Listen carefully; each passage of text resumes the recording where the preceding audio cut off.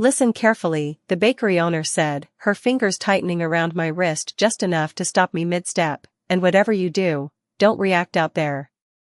It was 7:12 in the morning on my son's wedding day, and I was standing in the middle of a quiet little bakery that smelled like sugar and butter and something faintly burned beneath it all, holding my purse in one hand and a list of last-minute errands in the other, when everything shifted without warning. I didn't pull my hand away. I didn't ask her to explain. I just looked at her. Her face had that look people get when they've already decided something is wrong but don't know how to say it out loud without breaking something. "Ma'am," she said again, softer this time, glancing toward the front windows like she expected someone to be watching, "I need you to come with me. Just for a minute." I followed her past the display case, past the rows of neatly arranged pastries that had been prepared for the reception later that afternoon, into a narrow back room where the noise of the street disappeared completely. The door closed behind us with a quiet click. I said nothing. I waited. She reached for a clipboard on the counter, her hands moving faster than they should have for something that was supposed to be routine. "Your son's wedding cake," she said, not looking at me yet. "There was a change request late last night." I felt something tighten in my chest, not sharp, not sudden, just a slow, steady pressure like something settling where it didn't belong. "What kind of change?" I asked, keeping my voice even. She finally looked up at me then, and that was when I knew this wasn't about frosting or flowers or the height of the tiers. "The inscription," she said. "The names." She turned the clipboard around and slid it toward me. I didn't rush. I stepped closer, set my purse down on the counter, and looked.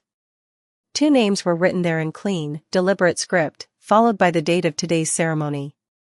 My son's name was correct. The other one wasn't.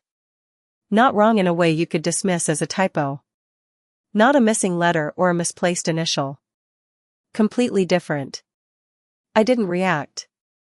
I didn't even blink right away. I just let my eyes rest there on the paper while my mind moved through the possibilities one by one, slow and controlled. "Who authorized this?" I asked. "That's just it," she said quickly. "The woman who came in last night said she was acting on behalf of the bride's family. She had details, order numbers, everything matched, except she didn't want us to call anyone to confirm." She swallowed, her voice dropping to a whisper again. "And she insisted it had to be done before this morning. Before anyone else saw it." I let out a quiet breath through my nose. I could hear the faint hum of the refrigerators behind me, the soft ticking of a wall clock, the distant sound of a delivery truck backing up somewhere outside. Everything normal. Everything exactly as it should be. Except it wasn't. "Did my son approve this?" I asked. She shook her head immediately. "No, ma'am. I called the number on file just to be safe. It went straight to voicemail." "Of course it did." I nodded once, slow. "And the bride?" Another pause. "We don't have her direct number. All communication has been through her mother." I picked up the clipboard again and looked at the name one more time, letting the weight of it settle fully this time. That was when I felt it. Not panic. Not anger. Something colder. Clearer. "All right," I said quietly, setting the clipboard back down exactly where it had been. "Put everything back the way it was. Don't change anything else unless you hear from me directly." The bakery owner hesitated. "Are you sure?"